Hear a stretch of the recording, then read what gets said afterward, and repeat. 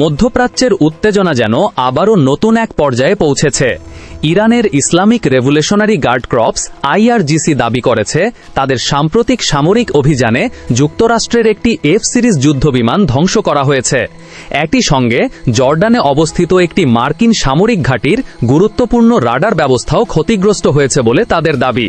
তবে এসব তথ্য এখন পর্যন্ত স্বাধীন আন্তর্জাতিক কোনো সূত্রে নিশ্চিত করা যায়নি।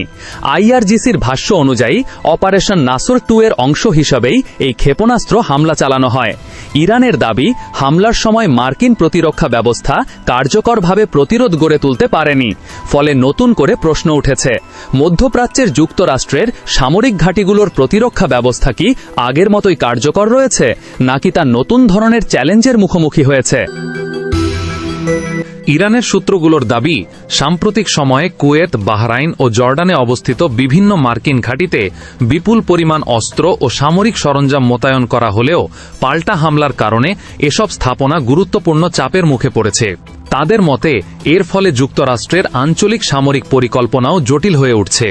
অন্যদিকে ইরান অভিযোগ করেছে যে দেশটির দক্ষিণাঞ্চলের সামরিক ও বেসামরিক অবকাঠামো লক্ষ্য করে যুক্তরাষ্ট্র সাম্প্রতিক সময় হামলার তৎপরতা বাড়িয়েছে।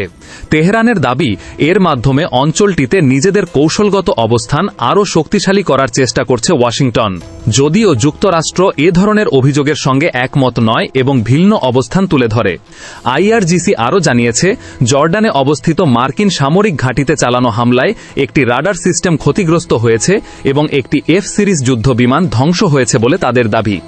একই সঙ্গে সংস্থাটি সতর্ক করে বলেছে, মধ্যপ্রাচ্যে যুক্তরাষ্ট্রের সামরিক উপস্থিতি অব্যাহত থাকলে তাদের প্রতিক্রিয়ামূলক অভিযানও অব্যাহত থাকবে।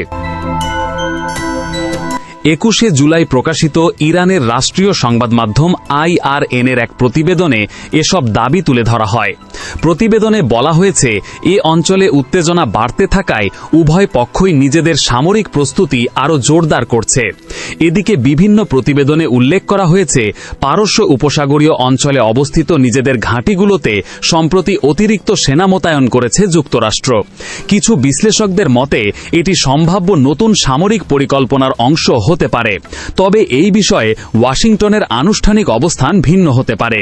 এই পরিস্থিতিতে ইরানও নিজেদের সামরিক প্রস্তুতি জোরদারের কথা জানিয়েছে। দেশটির পররাষ্ট্র মন্ত্রণালয়ের মুখপাত্র ইসমাইল বাঘাই বলেছেন, সম্ভাব্য যে কোনো মার্কিন স্থল অভিযানের জন্য ইরান প্রস্তুত রয়েছে।